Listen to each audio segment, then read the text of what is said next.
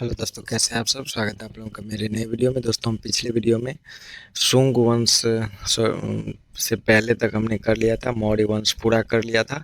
और इस वीडियो में हम शुंग वंश से आगे का बिहार का इतिहास करने वाले हैं। तो अगर आप लोगों ने पिछला वीडियो नहीं देखा है, जो बिहार का इतिहास का जो एडिटोरिया का नया बुक है, बिहार का तथ्य संग्रह, जिसमें हिस्ट्री, ज्योग्राफी, पॉलिटी, ये सभी जो है सो इसमें दिया हुआ है तथ्य संग्रह के रूप में, उसका हम डिस्कशन कर रहे हैं। तो अगर आप लोगों ने पिछला वीडियो नहीं देखा है, जिसका 3 क्लास हो चुका है, तो अगर वो वीडियो आप लोग जो है सो कमेंट बॉक्स में और डिस्क्रिप्शन बॉक्स में उसका लिंक दिया हुआ है, वहाँ से जाकर आप लोग वो वीडियो ज़रूर देख लीजिए। तो चलिए, बिना किसी देरी के बढ़ते हैं हम अपनी डिस्कशन की तरफ। तो आज हम शुरू कर रहे हैं शुंग वंश से। तो वीडियो में आगे बढ़ने से पहले जो है सो आप लोगों से बस एक छोटा सा रिक्वेस्ट है, एक वीडियो को लाइक कर दीजिए। तो शुंग वंश, तो मौर्य वंश के अंतिम शासक बृहद्रथ की हत्या पुष्यमित्र शुंग ने 185 ईसा पूर्व में शुंग वंश की स्थापना की थी। तो मौर्य वंश का जो अंतिम शासक था बृहद्रथ। मौर्य वंश का अंतिम शासक कौन था?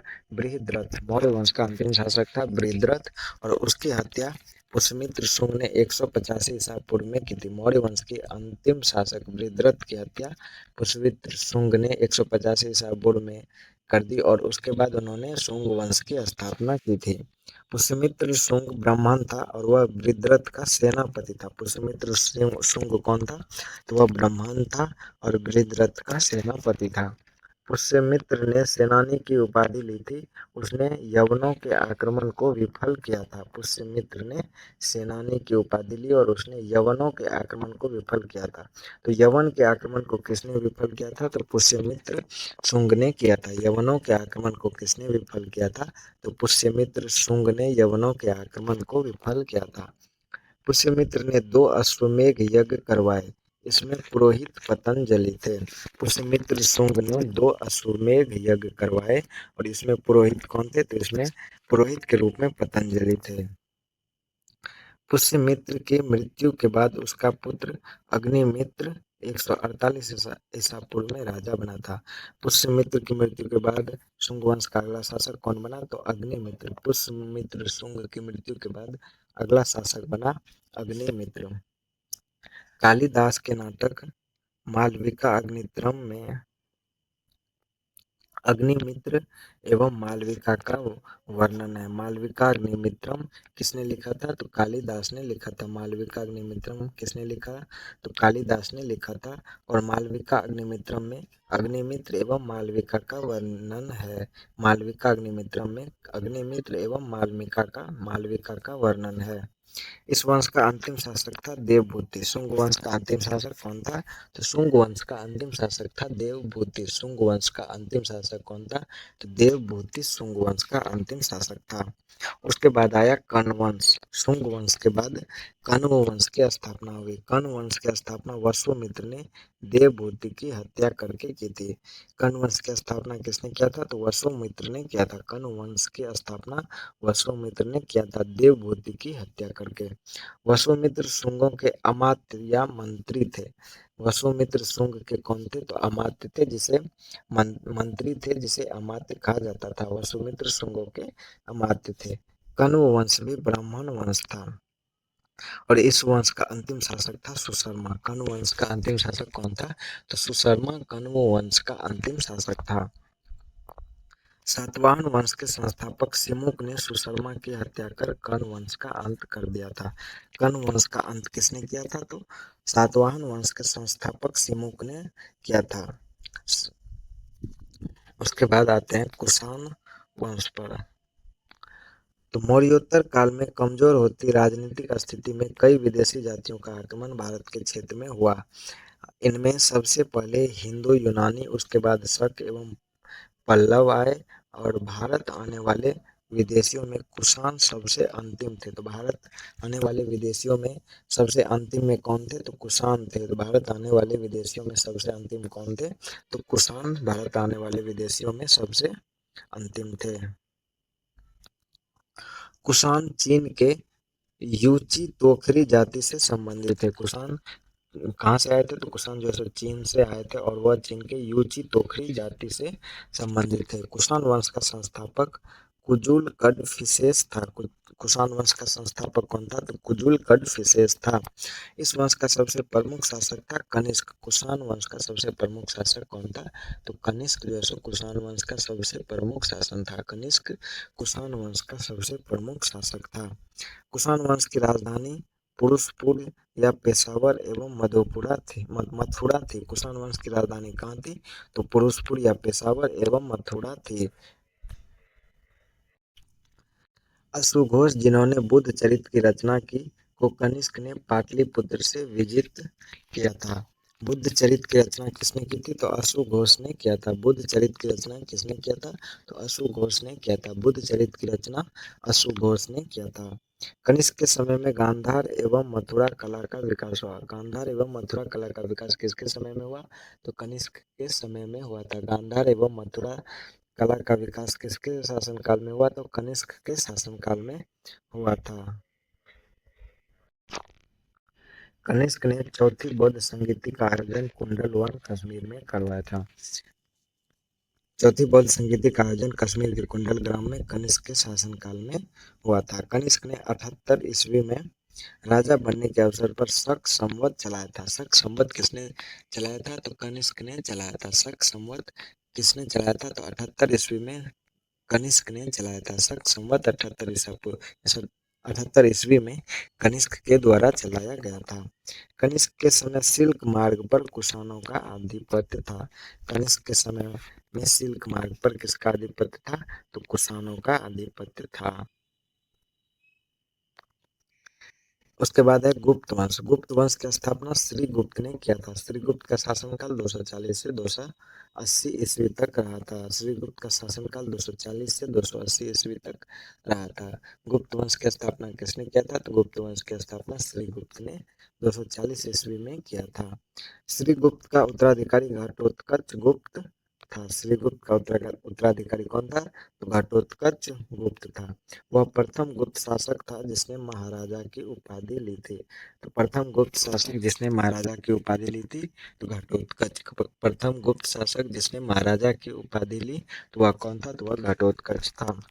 चंद्रगुप्त प्रथम का शासनकाल 320 से 335 ईस्वी तक रहा। चंद्रगुप्त प्रथम का शासनकाल 320 से 335 ईस्वी तक रहा।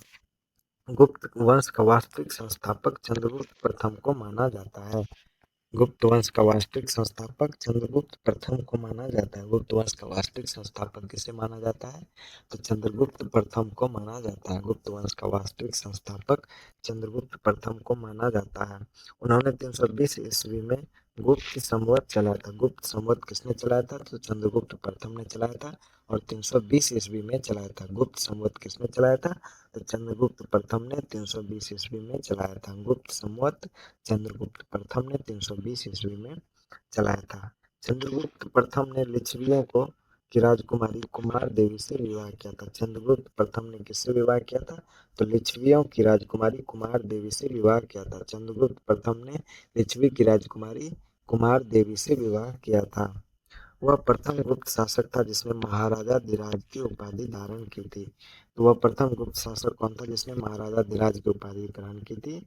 तो चंद्रगुप्त प्रथम वह प्रथम गुप्त शासक था जिसने महाराजा धीराज की उपाधि ग्रहण की थी। महाराजा धीराज की उपाधि ग्रहण करने वाला प्रथम गुप्त शासक कौन था? तो चंद्रगुप्त प्रथम था।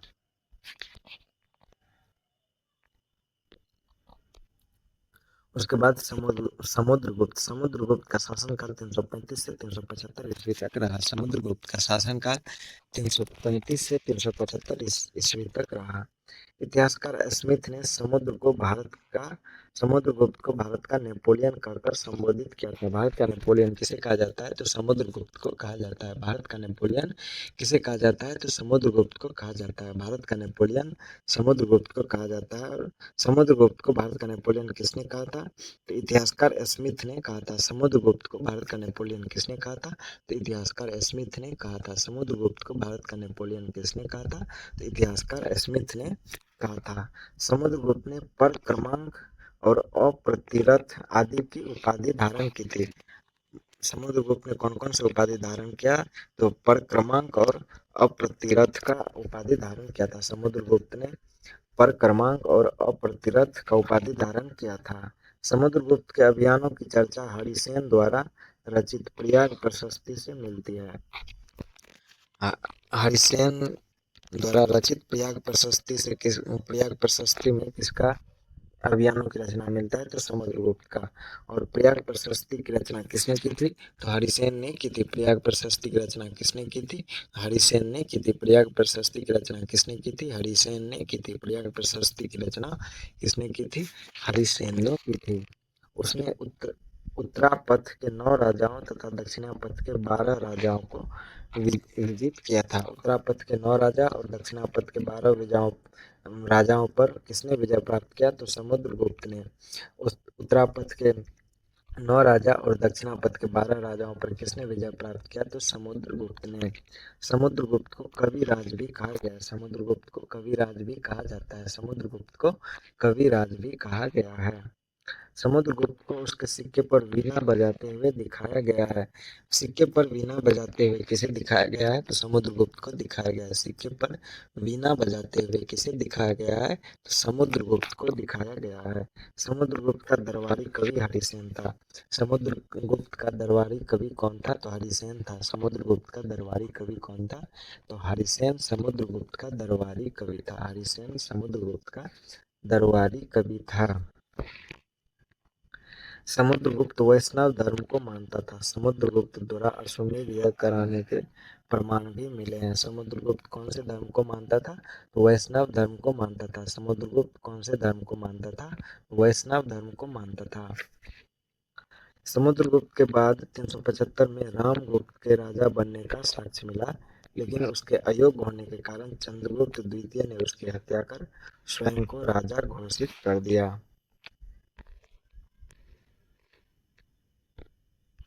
उसके बाद है चंद्रगुप्त द्वितीय। चंद्रगुप्त द्वितीय का राज्यकाल 375 से 415 ईस्वी तक रहा। चंद्रगुप्त द्वितीय का राज्यकाल 375 से 415 ईस्वी तक रहा। चंद्रगुप्त द्वितीय का राज्यकाल 375 से 415 ईस्वी तक रहा। चंद्रगुप्त द्वितीय ने सर्कों को पराजित कर 389 में विक्रमादित्य की उपाधि धारण की। चंद्रगुप्त द्वितीय ने किसको पराजित करने के बाद विक्रमादित्य की उपाधि धारण की? तो सर्कों को पराजित करने के बाद। चंद्रगुप्त द्वितीय ने किसको पराजित करने के बाद विक्रमादित्य की उपाधि धारण की थी? तो सर्कों को पराजित करने के बाद। चंद्रगुप्त द्वितीय ने देवगुप्त, देवराज, देवश्री आदि की उपाधि भी धारण की थी। चंद्रगुप्त द्वितीय ने देवगुप्त, देवराज, देवश्री आदि की उपाधि भी धारण की थी। चंद्रगुप्त द्वितीय ने ध्रुव देवी एवं कुबेर नाग से विवाह किया था। चंद्रगुप्त द्वितीय ने किससे विवाह किया था? तो ध्रुव देवी एवं कुबेर नाग से। चंद्रगुप्त द्वितीय ने ध्रुव देवी एवं कुबेर नाग से विवाह किया था।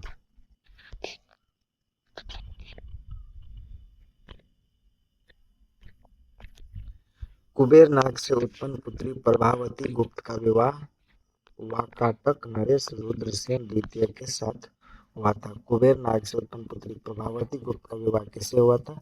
तो वाकाटक नरेश रुद्रसेन द्वितीय से हुआ था। रुद्रसेन की मृत्यु के बाद प्रभावती ने अपने अल्पवयस्क पुत्रों की संरक्षिका के रूप में शासन किया था। उस दौरान प्रभावती ने चंद्रगुप्त द्वितीय की सहायता से गुजरात और काठियावाड़ पर विजय प्राप्त की थी। चीनी यात्री फाहियान चंद्रगुप्त द्वितीय के समय भारत आया था। चंद्रगुप्त द्वितीय के समय चीनी यात्री फाहियान भारत आया था। चीनी यात्री फाहियान किसके समय में भारत आया था? चंद्रगुप्त द्वितीय के समय में। चीनी यात्री फाहियान किसके समय में भारत आया था? तो चंद्रगुप्त द्वितीय के शासनकाल में। चीनी यात्री फाहियान किसके समय में भारत आया था? तो चंद्रगुप्त द्वितीय के समय में। फाहियान भारत में 14 वर्षों तक रहा था। फाहियान भारत में कितने वर्षों तक रहा था? तो फाहियान भारत में 14 वर्षों तक रहा था। फाहियान भारत में 14 वर्षों तक रहा था। चंद्रगुप्त द्वितीय को मेहरौली लौह स्तंभ में चंद्र नाम से संबोधित किया गया है। मेहरौली लौह स्तंभ चंद्रगुप्त द्वितीय का माना जाता है। चंद्रगुप्त द्वितीय के 9 रत्न कौन कौन से थे? तो चंद्रगुप्त द्वितीय के 9 रत्न में कालिदास, धन्वंतरी, अमर सिंह, वराहमिहिर, शंकु, बेताल भट्ट, घटकर्पर, छपनक एवं भर रुचि था। चंद्रगुप्त द्वितीय के 9 रत्न में ये सभी था। उसके बाद आता है कुमारगुप्त। कुमारगुप्त का शासनकाल 415 से 455 ईस्वी तक रहा। कुमारगुप्त का शासनकाल 415 से 455 ईस्वी तक रहा। चंद्रगुप्त द्वितीय एवं ध्रुव देवी का पुत्र कुमारगुप्त प्रथम 415 ईस्वी में शासक बना। चंद्रगुप्त द्वितीय एवं ध्रुव देवी का पुत्र कुमारगुप्त 415 ईस्वी में शासक बना। नालंदा विश्वविद्यालय की स्थापना कुमारगुप्त के समय में हुई थी। नालंदा विश्वविद्यालय की स्थापना किसके समय में हुई थी? तो कुमारगुप्त के समय में हुई थी। नालंदा विश्वविद्यालय की स्थापना कुमारगुप्त के समय में हुई थी। नालंदा विश्वविद्यालय की स्थापना कुमारगुप्त के समय में हुई थी।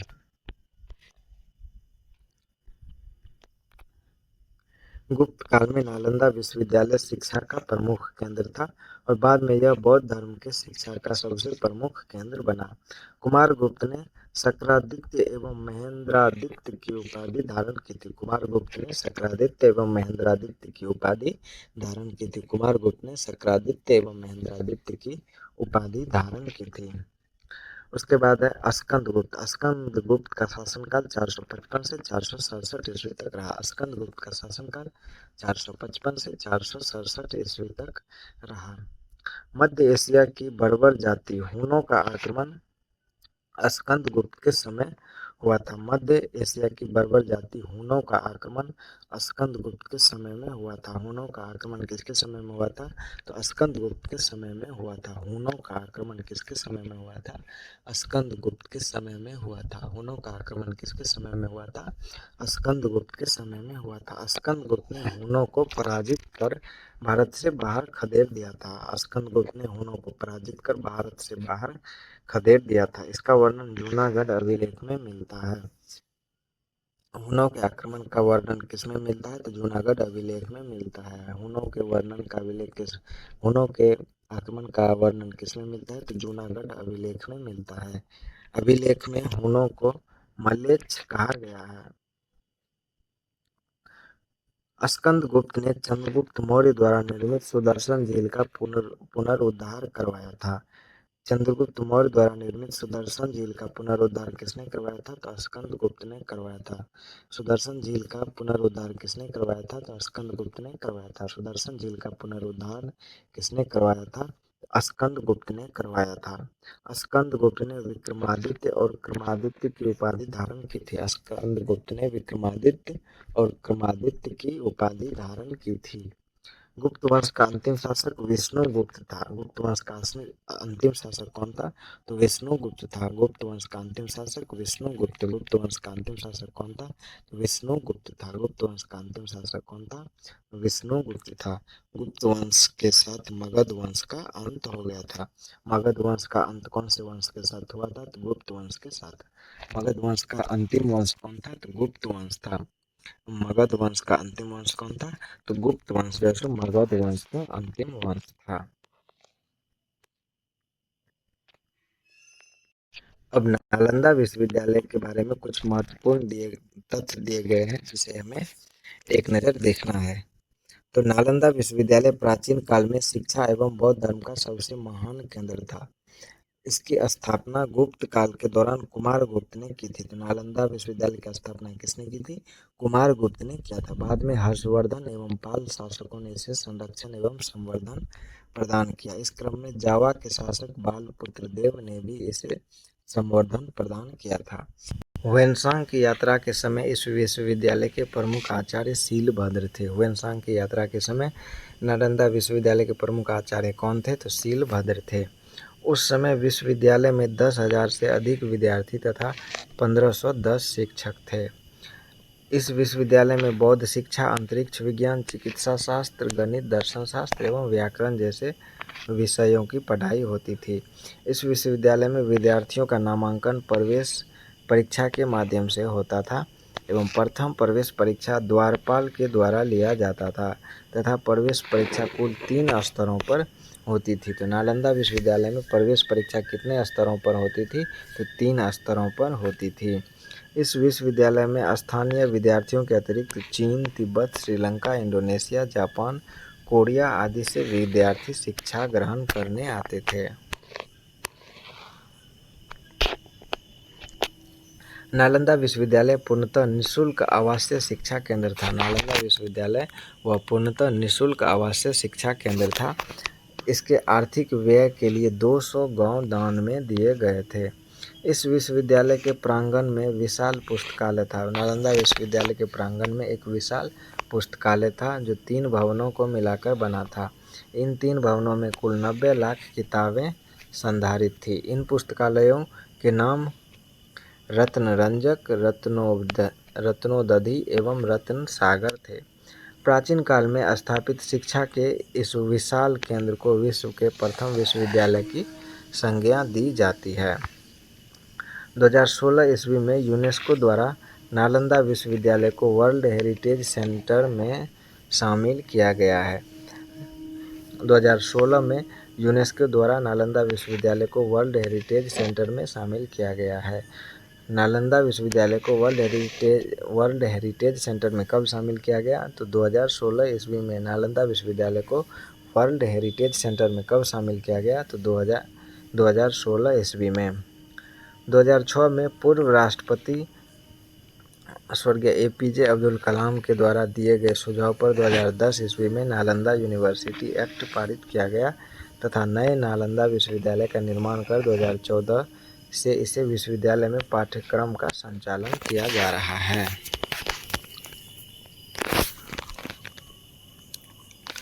इसके बाद आता है गुप्त काल का प्रशासन। तो गुप्त काल में राजा दैवीय अधिकार रखता था। गुप्त काल में जो है राजा के पास दैवीय अधिकार होता था। इस काल में मौर्य काल के समान केंद्रीकृत सत्ता नहीं थी। गुप्त प्रशासन में जो है गुप्त काल में मौर्य काल के समान केंद्रीकृत सत्ता नहीं थी, लेकिन राजा प्रशासनिक, सैनिक एवं न्यायिक अधिकार रखता था। राजा जो है प्रशासनिक, सैनिक एवं न्यायिक अधिकार रखता था। गुप्त काल में साम्राज्य का विभाजन देश, भुक्ति, विषय, ग्राम के रूप में किया गया था। देश का प्रधान गोप्ता होता था। गुप्त काल में देश का प्रधान गोप्ता होता था। भुक्ति का प्रधान उपरीक होता था। गुप्त काल में भुक्ति का प्रधान उपरीक होता था और विषय का प्रधान विषयपति तथा ग्राम का प्रधान ग्रामिक होता था। अर्थशास्त्र, अर्थव्यवस्था। तो गुप्त काल में गुप्त काल में कृषि सबसे प्रमुख आय का स्रोत था। गुप्त काल में सबसे प्रमुख आय का स्रोत क्या था? तो कृषि जो है सो गुप्त काल में प्रमुख आय का स्रोत था और कृषि पर 1/4 से 1/6 तक कर प्राप्त किया जाता था। कृषि पर 1/4 से 1/6 तक कर प्राप्त किया जाता था। कृषि के अतिरिक्त व्यापार एवं उद्योग से भी कर प्राप्त किया जाता था। कृषि के अतिरिक्त व्यापार और उद्योग से भी कर प्राप्त किया जाता था। गुप्त काल में सबसे प्रमुख व्यापारिक बंदरगाह ताम्रलिप्ति था। गुप्त काल का सबसे प्रमुख व्यापारिक बंदरगाह कौन था? तो ताम्रलिप्ति था। गुप्त काल का सबसे प्रमुख व्यापारिक बंदरगाह कौन था? तो ताम्रलिप्ति था तथा सबसे प्रमुख व्यापारिक नगर उज्जैन था। गुप्त काल का सबसे प्रमुख व्यापारिक नगर कौन सा था? तो उज्जैन गुप्त काल का सबसे प्रमुख व्यापारिक नगर था। उज्जैन गुप्त काल का सबसे प्रमुख व्यापारिक नगर था। गुप्त काल में स्वर्ण सिक्के को दिनार तथा चांदी के सिक्के को रुपया कहा जाता था। गुप्त काल में स्वर्ण सिक्के को दिनार कहा जाता था तथा चांदी के सिक्के को रुपया कहा जाता था। गुप्त काल में स्वर्ण सिक्के को दिनार कहा जाता था तथा चांदी के सिक्के को रुपया कहा जाता था। गुप्त काल में स्वर्ण सिक्के को दिनार एवं चांदी के सिक्के को रुपया कहा जाता था। सामाजिक व्यवस्था। तो गुप्त काल में वर्ण व्यवस्था जटिल हो गई थी। इस काल में वर्ण व्यवस्था जाति व्यवस्था के रूप में स्थापित हो गई थी। इस काल में कई उपजातियों का उदय हुआ। उदाहरण के लिए कायस्थ जाति का वर्णन पहली बार गुप्त काल में ही मिलता है। कायस्थ जाति का वर्णन पहली बार गुप्त काल में ही मिलता है। इस काल में छुआछूत के भी प्रमाण मिलते हैं। अछूत जातियों को ग्राम से बाहर रहना पड़ता था और इस काल में दास प्रथा का भी विकास देखने को मिलता है। गुप्त काल में महिलाओं की स्थिति पूर्व की तुलना में निम्न हुई थी और इस काल में 510 ईस्वी के भानुगुप्त के एरन अभिलेख में सती प्रथा का प्रमाण मिलता है। सती प्रथा का प्रमाण कहाँ मिलता है? तो भानुगुप्त के एरन अभिलेख में मिलता है। सती प्रथा का प्रमाण कहाँ मिलता है? भानुगुप्त के एरन अभिलेख में मिलता है। सती प्रथा का प्रमाण कहाँ मिलता है? भानुगुप्त के एरन अभिलेख में मिलता है। सती प्रथा का प्रमाण हमें कहाँ मिलता है? तो भानुगुप्त के एरन अभिलेख में मिलता है। गुप्त काल में कला। तो गुप्त शासकों के संरक्षण में गुप्त काल के दौरान स्थापत्य कला, चित्रकला, मूर्तिकला एवं साहित्य कला का विकास हुआ। स्थापत्य कला के अंतर्गत मंदिरों का निर्माण नागर शैली में हुआ था और गुफाओं का निर्माण तथा विहारों का निर्माण देखने को मिलता है।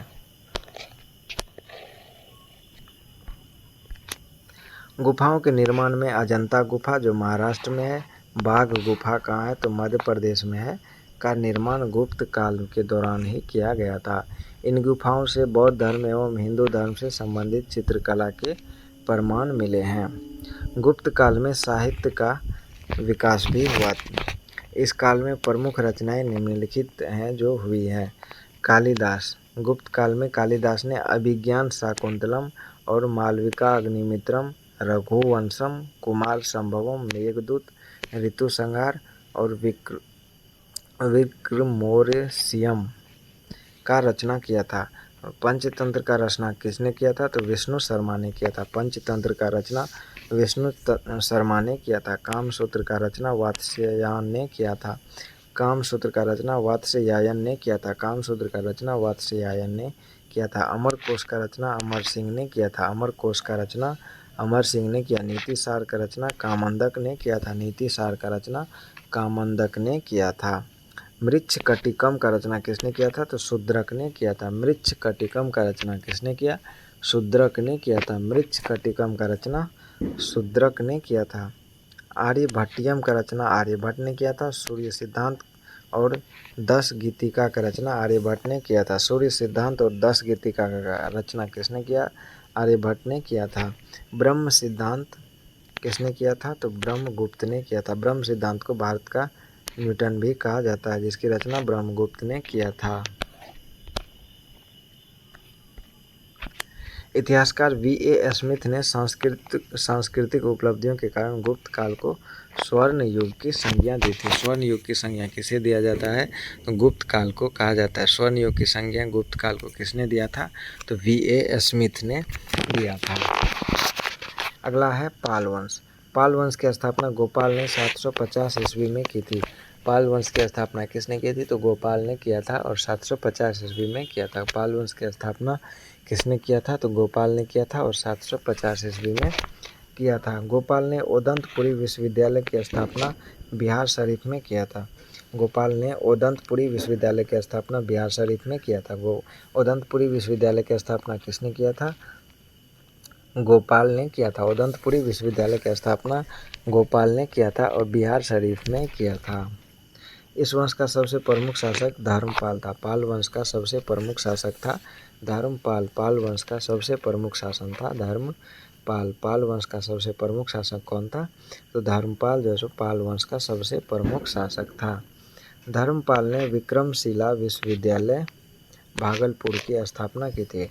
विक्रमशिला विश्वविद्यालय जो भागलपुर में है की स्थापना किसने किया था तो धर्मपाल ने किया था। विक्रमशिला विश्वविद्यालय का स्थापना किसने किया था तो धर्मपाल ने किया था। विक्रमशिला विश्वविद्यालय का स्थापना किसने किया था धर्मपाल ने किया था। सोमपुर महाविहार जो वर्तमान में बांग्लादेश में है का निर्माण भी धर्मपाल ने करवाया था। धर्मपाल के त्रिपक्षीय संघर्ष में प्रतिहारों एवं राष्ट्रकूटों से संघर्ष किया था। धर्मपाल प्रतिहार शासक वत्सराज से पराजित हुआ था। धर्मपाल को किसने पराजित किया था तो प्रतिहार शासक वत्सराज ने पराजित किया था। धर्मपाल को प्रतिहार शासक वत्सराज ने पराजित किया था। बाद में धर्मपाल ने राष्ट्रकूट शासक ध्रुव और प्रतिहार शासक वत्सराज को पराजित किया। उसने कुछ समय के लिए कन्नौज पर अधिकार भी किया था। धर्मपाल ने उत्तरापथ स्वामी की उपाधि धारण की थी। उत्तरापथ स्वामी की उपाधि किसने धारण किया था तो धर्मपाल ने किया था। उत्तरापथ स्वामी का उपाधि किसने धारण किया था तो धर्मपाल ने किया था। धर्मपाल के बाद उसका पुत्र देवपाल 810 ईस्वी में शासक बना था। धर्मपाल के बाद उसका पुत्र देवपाल 810 ईस्वी में शासक बना। देवपाल ने मुंगेर को अपनी राजधानी बनाया था। मुंगेर को अपनी राजधानी किसने बनाया था तो देवपाल ने बनाया था। देवपाल ने जावा जो इंडोनेशिया में है कि शैलेंद्र वंशी शासक बालपुत्र देव को नालंदा में विहार बनवाने के लिए 5 गांव दान में दिया था। देवपाल के बाद विग्रहपाल, महीपाल, रामपाल आदि ने शासन किया। पालकालीन कांसे की मूर्तियां अपनी कलात्मकता के लिए काफ़ी प्रसिद्ध थी। धीमन एवं विठपाल इस कला के प्रवर्तक माने जाते हैं।